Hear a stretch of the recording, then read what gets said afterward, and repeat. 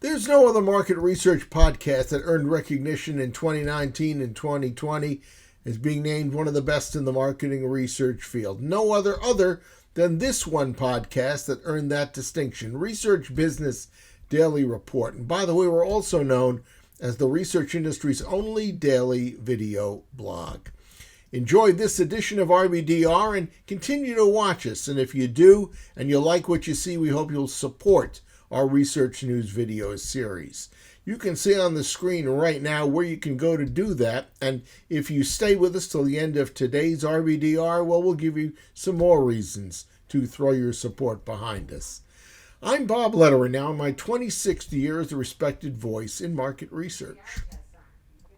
Tabs Analytics published a white paper called How to Fix Problematic Metrics Used to Measure CPG Performance.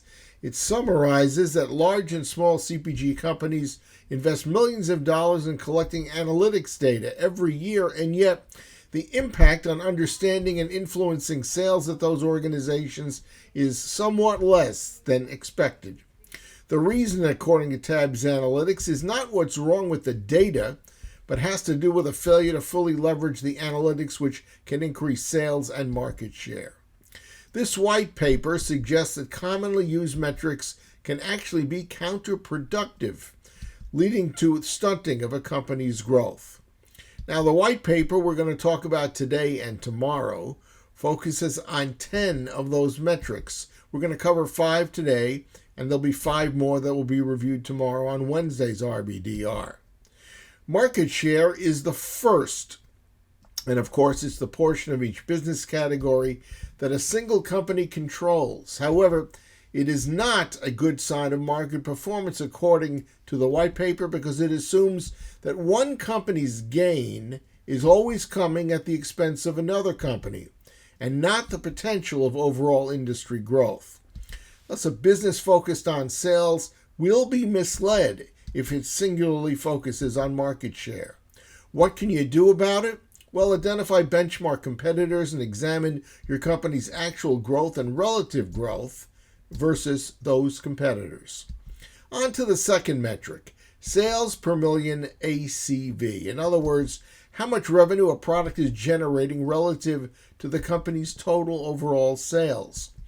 Sales per million ACV falls short as a metric because it fails to account for the fact that some products just happen to be more profitable than others. It also does not reflect well the number of items within each product category.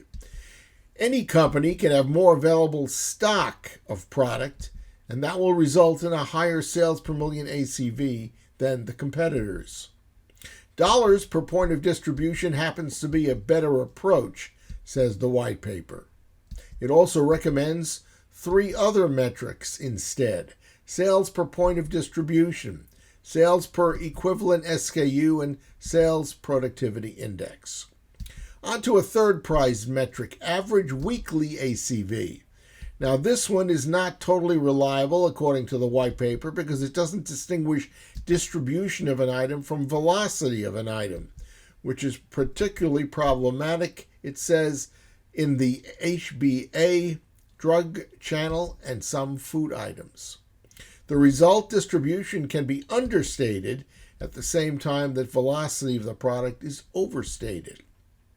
Tabs Analytics suggests as more reliable alternatives to this, well, several things. Nielsen Answers on Demand service, IRI syndicated service, a max 4-week ACV, and percent of stores selling. Many CPGs rely on a relic, the 52-week sales change. I have seen that as much as 50 years ago. It doesn't truly reflect a company's recent performance, which is the preferred useful data for predictive analytics. 1 year is a very long period of time, but it also doesn't account for innovation. For instance, if a blockbuster product is introduced in the category. 52-week sales change is notably ineffective during a product's second full year of availability, when many products just frankly tend to decline. Better for the task at hand is creating what's called a momentum chart. It's described as a sales analysis that shows how product sales changed over shorter periods of time. This is also useful in measuring comparative distribution, pricing, and philosophy in terms of product velocity. Finally, for today, the fifth metric to be covered is percent ACV with display. Now, there are some clear benefits that it provides. It can be a very good forecasting tool.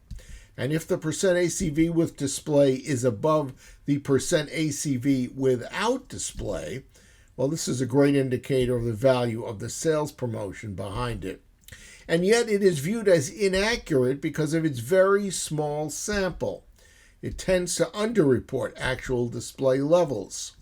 Except for a few retailers, this rarely has a material impact on sales. In fact, it does not seem directionally accurate when you're looking at the drivers of sales. And it does not adequately capture the critical quality of displays.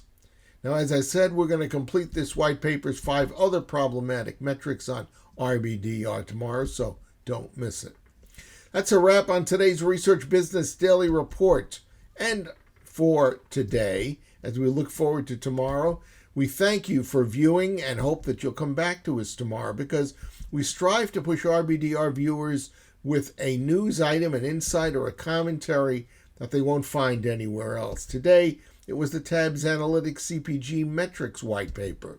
I found it online. Well, you probably could have too, but only if you spent the time that I do searching for items like this every day. After digesting today's report and tomorrow's and some others, please consider becoming an RBDR Patreon supporter, which you can do by going to our exclusive crowdfunding platform at patreon.com/RBDR. We hope that you have a good research day and that we'll see you back here tomorrow. And until then, please stay safe.